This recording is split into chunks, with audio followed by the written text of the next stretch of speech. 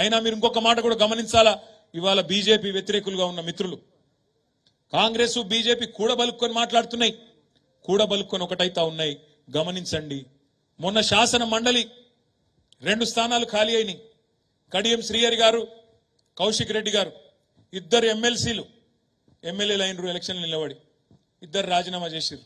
ఇద్దరు కూడా ఎమ్మెల్యేల ద్వారా ఎన్నుకోబడ్డ ఎమ్మెల్సీలు. ఇద్దరు రాజీనామా పెట్టినరు, సంతకం ఇచ్చిండ్రు. ఒకటేసారి రాజీనామా చేసిండ్రు, ఒకటే నిమిషంలో. ఒకటేసారి ఇద్దరి రాజీనామా విషయం బులెటిన్ ద్వారా ఎలక్షన్ కమిషన్ కు మన అసెంబ్లీ వాళ్ళు చెప్పిండ్రు. ఇద్దరి స్థానాలు ఒకటేసారి ఖాళీ అయినప్పుడు ఉప ఎన్నిక కూడా ఒకటేసారి పెట్టాలన్నా వద్దా? పెట్టాలనా? ఇద్దరు కేటగిరీ సేమ్, ఇద్దరు ఎమ్మెల్యేల ద్వారా ఎన్నుకోబడ్డ వాళ్ళే. ఇద్దరు ఒకటేసారి రాజీనామా చేసిండ్రు. ఇద్దరు రాజీనామా చేసిన విషయం కూడా ఒకటే కామన్ బులెటిన్ లో కేంద్రంలో ఉండే ఎలక్షన్ కమిషన్ కు మన అసెంబ్లీ వాళ్ళు చెప్పిండ్రు. కానీ ఏం జరిగిందో ఎరికేనా? రేవంత్ రెడ్డి గారు పోయినరు, అమిత్ షా గారిని కలిసిండ్రు, పుష్పగుచ్చం ఇచ్చిండ్రు. గంట తర్వాత ఎలక్షన్ కమిషన్ నుంచి ఆ 2 ఎమ్మెల్సీ స్థానాలకు 2 అలగలగ సార్లు ఎన్నికలు పెట్టాలి, ఒకటేసారి పెట్టొద్దు అని ఆర్డర్ వచ్చింది.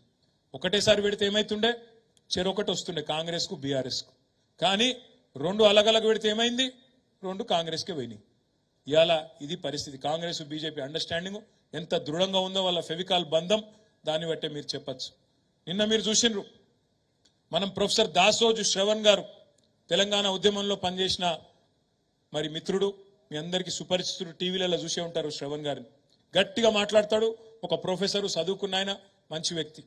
సోదరుడు కె సత్యనారాయణ గారు మాజీ ఎమ్మెల్యే, ఎరుకల సామాజిక వర్గానికి సంబంధించి మంచి సంఘ సేవ కూడా చేస్తూ ఉంటారు. సంగారెడ్డి మాజీ ఎమ్మెల్యే.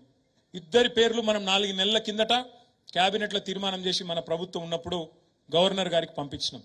అమ్మ గవర్నర్ గారు, ఇద్దరు మంచి వ్యక్తులను ప్రతిపాదిస్తున్నాం, మీ కోటాలో ఎమ్మెల్సీ చేయమని రిక్వెస్ట్ చేసినాం. ఆమె ఏమని రిజెక్ట్ చేసింది తెలుసా? రిజెక్ట్ చేసింది. ఏమని? వీళ్ళిద్దరికి రాజకీయ నేపథ్యం ఉన్నది, రాజకీయ సంబంధం ఉన్నది, కాబట్టి నేను ఇద్దరిని తిరస్కరిస్తున్నా అని పంపించింది. మరి నిన్న కోదండరామ్ గారు, ఒక రాజకీయ పార్టీ అధ్యక్షుడు, ఆయన రాజకీయ పార్టీ కార్యకర్త కాదు, నాయకుడు కాదు, తెలంగాణ జనసమితి అనే రాజకీయ పార్టీ అధ్యక్షుడు. ఆయన పేరు పంపంగానే రేవంత్ రెడ్డి గారు, గవర్నర్ గారు కళ్ళు మూసుకొని సంతకం పెట్టింది. మరి ఎవరు ఎవరితో కలుస్తున్నారు, ఎవరు ఎవరితో అంటగాగుతున్నారు, ప్రజలు ఆలోచన చేయాలి. పోయినసారి కూడా కరీంనగర్ లో ఏం జరిగింది? కరీంనగర్ పార్లమెంట్ ఎన్నికల్లో ఆనాడు మ్యాచ్ ఫిక్సింగ్ అయింది కాంగ్రెస్ కు బీజేపీకి. ఆ రోజు కూడా కాంగ్రెస్ ఓట్లన్నీ బీజేపీకి తబాదాలు చేసేటట్టు ఒప్పందం కుదుర్చుకున్నారు. ఇవాళ 4 ఎమ్మెల్సీ సీట్లేమో కాంగ్రెస్ కు వచ్చేటట్టు బీజేపీ వాళ్ళు సహకరిస్తారు.